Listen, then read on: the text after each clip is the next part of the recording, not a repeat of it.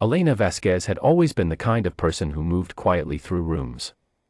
Not because she was shy, but because she had learned early in life that the loudest people in a room were rarely the most capable ones. She kept her voice low, her steps light, and her eyes open. Those who paid attention would notice that her eyes never really stopped moving. She was always watching. Always thinking. Always ready. She was 34 years old in the autumn of 2011, working as a private intelligence analyst attached to a joint military unit operating near the Afghanistan-Pakistan border. Her official role was simple: sit at a desk inside a forward operating base, listen to intercepted radio communications, and flag anything unusual. She was good at the work. Better than good. She spoke Pashto with an accent clean enough to pass for a regional dialect, and she had a memory sharp enough to hold dozens of call signs, code phrases, and transmission patterns without writing a single note. The men on the team she was assigned to support were Navy SEALs. 6 of them, led by a man named Chief Petty Officer Marcus Dahl. Dahl was 41, built like a door, and had spent the better part of 2 decades doing things that most people only saw in action movies. He was respected, disciplined, and experienced. He was also, like most of the men in that unit, quietly convinced that Elena had no business being anywhere near a field operation. He did not say this directly. He did not need to. It was in the way he handed her the mission briefing without making eye contact.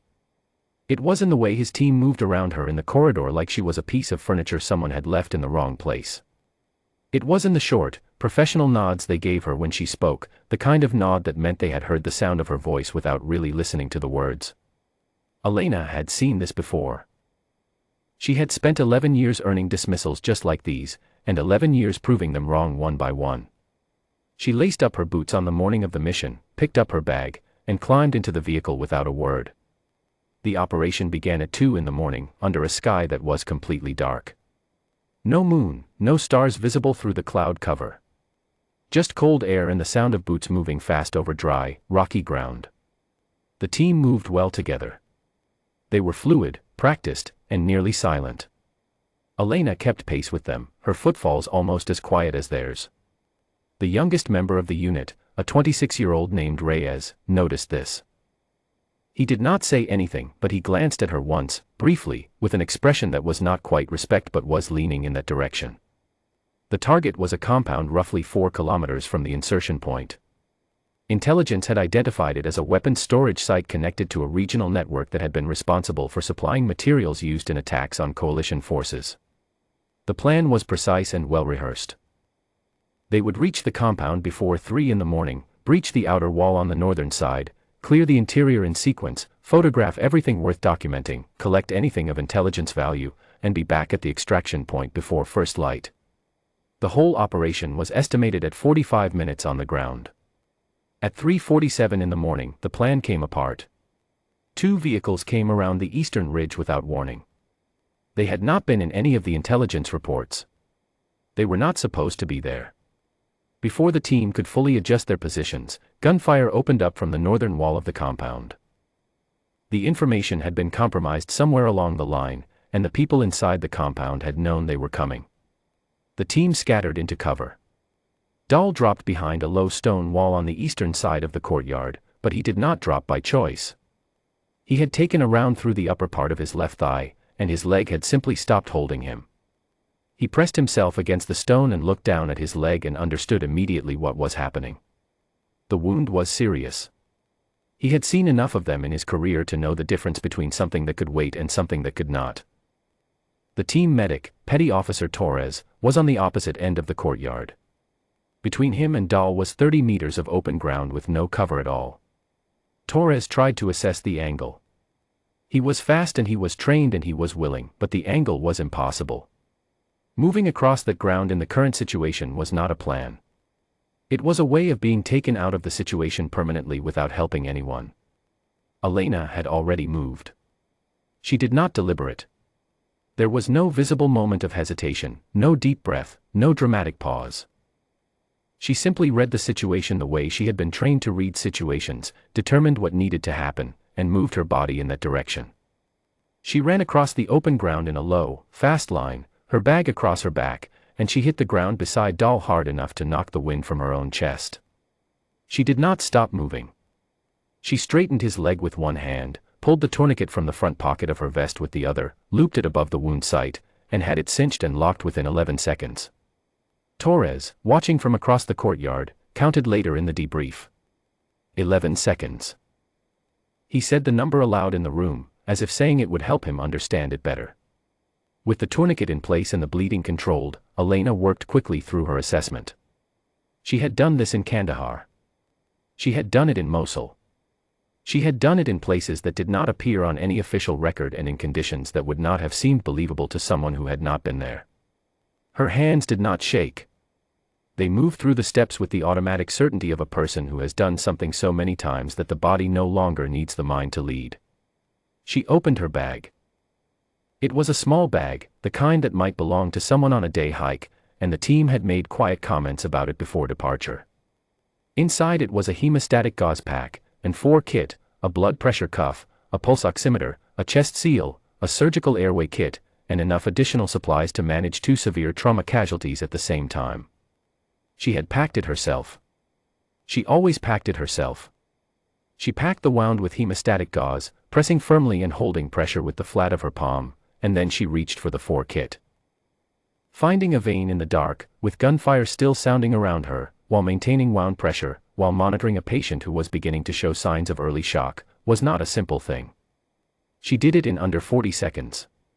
The needle went in clean, the line ran freely, and she taped it down and moved immediately to her next step without pausing to feel relieved.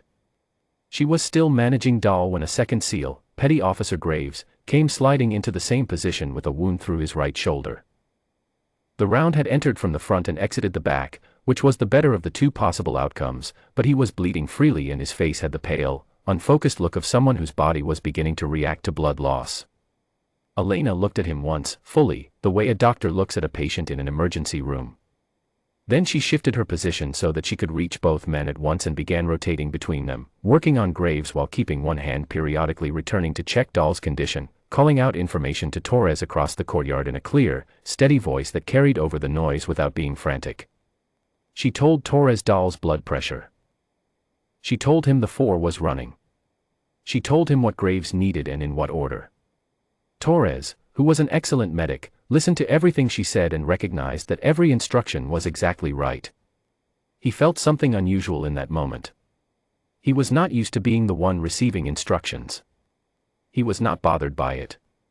He simply noted the feeling and did what she told him. When the angle finally opened enough for Torres to cross, he moved fast and slid in beside Elena behind the stone wall. He was breathing hard. He had taken a graze wound on his own forearm that he had not mentioned to anyone. He looked at the 2 men Elena had been managing and saw IVs running, wounds packed and dressed, airways clear, both men conscious and stable. He looked at her. She was already cutting away Graves' sleeve to reassess the exit wound. "Who are you?" he said. She did not look up. "Army medic. 68th Medical Brigade. 2 tours in Kandahar. 1 in Mosul." He had been a medic for 6 years with SEAL teams. He did not say anything else. The team held their position for another 22 minutes before the extraction route became open. In that time, Elena did something else that no one on the team had expected. She reached into her bag and produced a backup radio frequency list that she had memorized from the intelligence briefing that morning and written by hand onto a laminated card. She gave this to Reyes when his primary communications frequency was jammed. She also told him something important. Earlier that morning, in the radio intercepts she had been reviewing before the mission, she had heard a phrase in Pashto that had stayed with her. It was a logistical reference, the kind of phrase that sounds routine until you understand the specific regional meaning. At the time she had noted it mentally without being certain of its full significance. Now, with the shape of the situation clear in front of her, she understood what it had meant. There was a 3rd vehicle. It was positioned on the western side of the ridge, placed there to cut off the most direct extraction corridor. She told Reyes. He looked at her for exactly 1 second, then relayed it to Dahl, who relayed it to the rest of the team. They adjusted their route. The 3rd vehicle was exactly where she said it would be. They made it out before first light, all 6 SEALs and 1 analyst, moving through a secondary corridor that had not been in the original plan. Both wounded men were alive. Both were conscious. Torres rode in the back of the vehicle monitoring them, occasionally looking across at Elena, who sat with her bag on her lap and her eyes moving over the terrain outside the window. Back at the base, the debrief was held in a low room that smelled of strong coffee and the particular kind of quiet that follows a night where things could have gone much worse. Dahl was on a cot, his leg immobilized, a fresh 4-bag hanging beside him. Torres had told him, calmly and in full detail, everything that had happened while Dahl was managing his own wound and his own team from behind that stone wall. When Elena walked into the room for the debrief, Dahl looked at her. He looked at her the way he had not looked at her before, which was directly, and without the professional distance that had been his default whenever she had been near him. He said, "I owe you my life." The room was quiet. Not the dismissive quiet of before. Something different. The kind of quiet that happens when a group of people are all privately adjusting their understanding of a situation they thought they had already figured out. Reyes, who was sitting against the far wall with a cup of coffee he had not touched, stood up when Elena passed him in the corridor afterward. It was not a formal gesture. It was not required by any rule or regulation. He simply stood up, the way a person stands when someone important walks into the room, and he held that posture until she had passed. She nodded once at him and kept walking. In the weeks that followed, Torres submitted a written commendation that went through official channels and eventually became part of a formal record.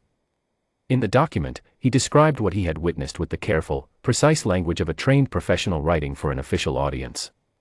He used the phrase, exceptional clinical performance, and wrote about her decision-making under pressure with a level of detail that made it clear he had been paying close attention to every single thing she had done. At one point he wrote the phrase, textbook execution, and then stopped, crossed it out, and wrote instead that what he had seen went beyond anything a textbook could describe, because the textbook assumed certain baseline conditions that had not been present in that courtyard. The commendation was processed. A Civilian Valor Award was granted. The ceremony was small, held in a conference room at a military installation in Virginia on a Tuesday morning in early spring. Elena had nearly not attended. She was in the middle of a program she had built from the ground up to help former combat medics find careers in civilian emergency medicine, and stepping away from it even for a day felt costly. But Dahl had called her. He did not ask her to come. He simply told her that he would be there, and that Torres would be there, and that Reyes had driven 6 hours to be present. She listened to this on the phone and was quiet for a moment. Then she said she would come. After the ceremony, a journalist from a regional military publication asked her what she had been thinking when she ran across that courtyard with gunfire around her and 2 men who needed her on the other side. It was the kind of question that expected an answer about fear, about courage, about the inner experience of a person in a moment of danger. Elena was quiet for a moment. Then she gave a simple answer. "I was not thinking," she said. "I knew what to do. That is what training is for. So that when everything goes wrong at the same time, your hands already have the answer." She paused, and looked briefly at the 3 men standing a few feet away, the medic, the chief, and the young SEAL who had driven 6 hours on a Tuesday morning just to be in the room. "The rest," she said quietly, "is just showing up."